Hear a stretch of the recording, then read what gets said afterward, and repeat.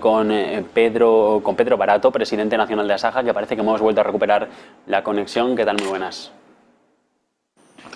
Sí, hola, buenas tardes de nuevo y perdonar. Nada, le preguntaba en todo caso cómo el gobierno, el ministro de Agricultura en funciones, Luis Planas, lo aboga todo a que toda la recuperación del mercado, toda esa bajada de los precios, actualmente lo decíamos, en algunos líneas de supermercado en el verano se ha llegado a pagar por el oliva virgen extra 10 euros el litro.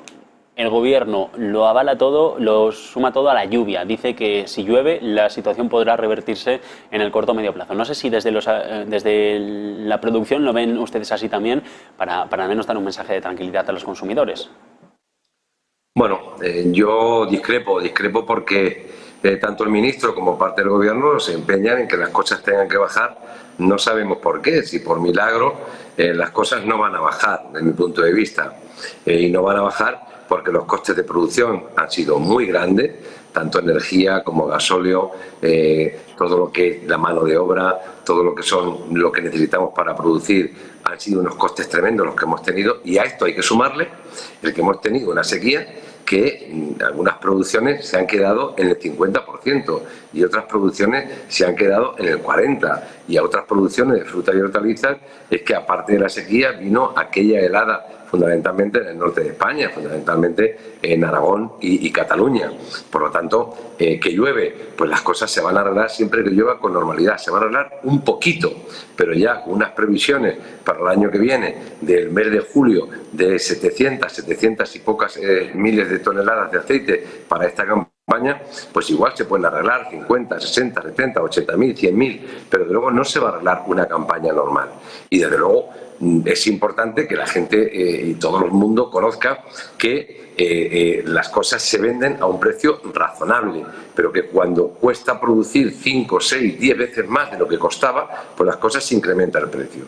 Y luego siempre estamos con lo mismo, siempre estamos alarmando con los productos tal vez que son los que primero necesitamos, que es la alimentación. Pero cuando ha subido, por ejemplo, una bebida, unos 50, 2 euros este verano, cuando ha subido las zonas de hoteles de más de 100 euros la noche por pernoctar, ha subido todo. Yo creo que el mensaje es muy sencillo. Desde luego en el campo no estamos dispuestos a que las cosas valgan menos de lo que nos cuesta producirlos. Bueno, en cualquier caso, al final quien sufre las consecuencias más directas es el consumidor, es quien tiene que pagar más de primeras. No sé si los productores están trasladando todos los costes que se le han incrementado a las líneas de supermercado. Esa pregunta también se la podemos hacer a cualquier agricultor de España que este año, con la suma del año pasado, sus ingresos han disminuido un 80%. De eso no se habla, pero es que el agricultor español ha perdido renta, y cuando ganábamos 7% de renta interanual, pero es que estamos perdiendo renta durante 3 años más. Entonces, yo no quiero culpar a nadie, ni que quiero, pues evidentemente, yo creo que las cosas se desarrollen con normalidad, pero el consumidor hasta aquí ha tenido una situación que creo que hemos estado produciendo con absoluta normalidad, con unos precios razonables, y que cuando nosotros se nos carga todo lo que se nos está cargando, más todos los impuestos, más todas las agresiones que estamos teniendo, que si el ministro dice que no comamos carne, que si la otra ministra dice que los lobos son más importantes que la ganadería, el otro ministro dice que los trabajadores los estamos casi, no sé, cuando estamos viendo que los trabajadores en el sector agrario este año han bajado una barbaridad a la contratación. Por lo tanto, yo creo que entre todos tenemos que ayudar a que las cosas vengan con normalidad. Y la normalidad viene que la cadena sea transparente, que el agricultor reciba por lo que está haciendo pues una compensación digna y que el consumidor pueda consumir dignamente. Pero donde está muchas veces el problema es que hay gente que está vendiendo pues 20 veces más lo que le pagan al agricultor, 15 veces más lo que le pagan al agricultor. Y ahí es donde la ley de la cadena y el gobierno tiene que actuar, desde mi punto de vista. ¿En cuánto tendría que estar un litro de aceite para que más o menos la cadena sea justa para todos, para productor, consumidor e intermediario? Mire, si a un agricultor se le está pagando, a una macera se le paga 7 y pico ahora mismo, pues que haya 2 euros más no estaría mal. El problema es que hay una escasez de producto y que vuelvo a insistir, que no vamos a llegar a la mitad de una cosecha normal en España. España produce en torno a 1.400.000 toneladas. Apenas hemos producido 652.000 la pasada campaña. Pero vuelvo a insistir, es que en Italia se tiene estos precios durante todo el año, y no veo yo los titulares por ningún lado de que los italianos estén, y encima es aceite español, ¿no? Por lo tanto, ¿cuánto tiene que ser? Pues de una forma razonable, cuando un agricultor les hagan las cuentas, el que por encima de ello pues haya €1,50 por encima de lo que un agricultor recibe, en este caso no agricultor, la almazara, que es el que transforma el aceite, pues es una cosa razonable. Bueno, también es cierto que al principio se hablaba de España como el banco central de este oro verde. España pierde producción. El resto de países mediterráneos tampoco están teniendo una buena cosecha como consecuencia de la sequía. Italia, Portugal, por ejemplo. ¿Corremos el riesgo de que otros actores como Turquía o como Siria, que también están entrando en la terna, se lleven parte de la cuota de mercado? Bueno, Italia produce lo que produce, Grecia produce lo que produce, y sí es cierto que desde el punto de vista de Turquía, pues se están abasteciendo determinados mercados fundamentalmente internacionales. Pero España es el primer país productor del mundo en aceite de oliva.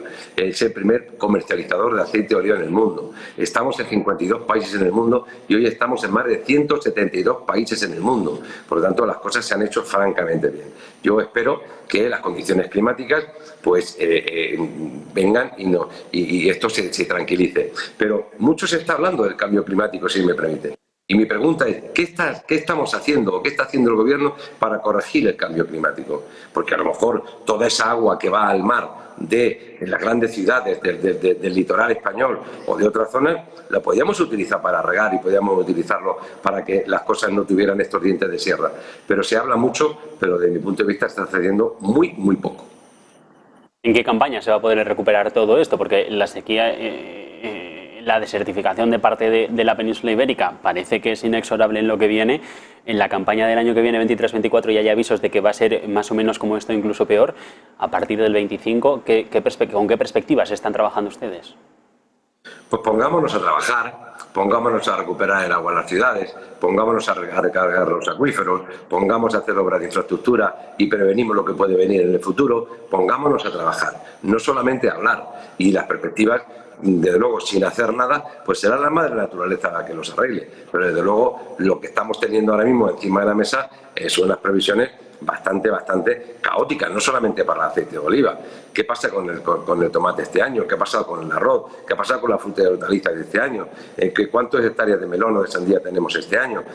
Por lo tanto, yo creo que lo que hace falta, más que esperar a que la madre naturaleza lo arregle, pues que nos pongamos todos a trabajar y que nos pongamos todos a ver de qué forma, pues cuanto más hectáreas tengamos con aporte de agua, mejor. Yo lo vengo repitiendo a lo largo de todo este mes. Primero, el agua para las personas, sin lugar a dudas. Pero en segundo lugar, para la agricultura, que es lo que estamos produciendo en la alimentación. Yo creo que otros sectores pueden esperar. Hemos estado esperando muchos meses los chips de los automóviles y no ha pasado nada. Pero como se pare la cadena, de la alimentación, sí podemos tener problemas. Estamos en periodo de resaca electoral, de negociación parlamentaria. ¿Se han puesto en contacto las formaciones políticas con ustedes para ver cómo solucionar este tipo de problemas, que al final son parte de la base de un futuro posible descontento social?